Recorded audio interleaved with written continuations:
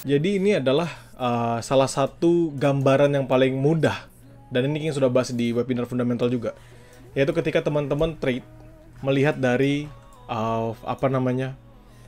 bill dari bonds. Jadi bonds itu ada jangka waktunya ya, ada panjar waktunya, teman-teman bisa perhatikan. Ini kita ngambil contoh aja, semisal ada bonds untuk 1 tahun, ada bonds untuk 2 tahun, dan ada bonds untuk 3 tahun. Ya, ada bonds. Bonds itu adalah surat utang. Surat utang dibagi dalam 3 tahun.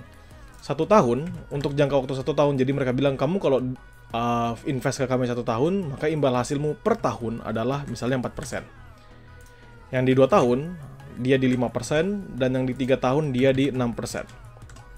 Ini adalah gambaran yang paling sederhana. Bentar, yang gedekan dulu biar mudah teman-teman baca. Ini adalah gambaran yang paling sederhana untuk teman-teman memperhatikannya. Kenapa? Karena ya semakin singkat jangka waktunya, wajar jika nilai dari percentage-nya, yield-nya itu akan semakin kecil. Kenapa ya? Karena jangka waktunya lebih pendek. Oke? Dan itu hal yang wajar. Teman-teman boleh mencari sendiri, teman-teman boleh pelajari juga tentang hutang-menghutang ini ya. Semakin pendek jangka waktunya, kayak jangka waktu 30 hari, 1 bulan, 1 tahun, 2 tahun, dan lain sebagainya, semakin pendek jangka waktunya, maka dia akan semakin kecil yield-nya, percentage-nya.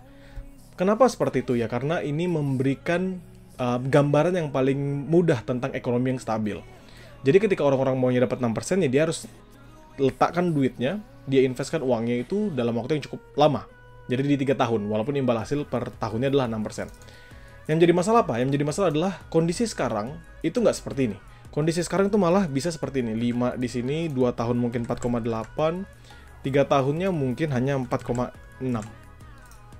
Sekarang teman-teman lihat, kondisi sekarang bagaimana? Surat hutang 1 tahunnya 5%, terus 2 tahunnya 4,8%, dan 3 tahunnya di 4,6%. Secara logika, orang akan lebih milih yang 1 tahun karena yieldnya lebih besar di 5%. Tapi kalau teman-teman lihat secara ekonomi, ini adalah hal yang anomali. Kenapa?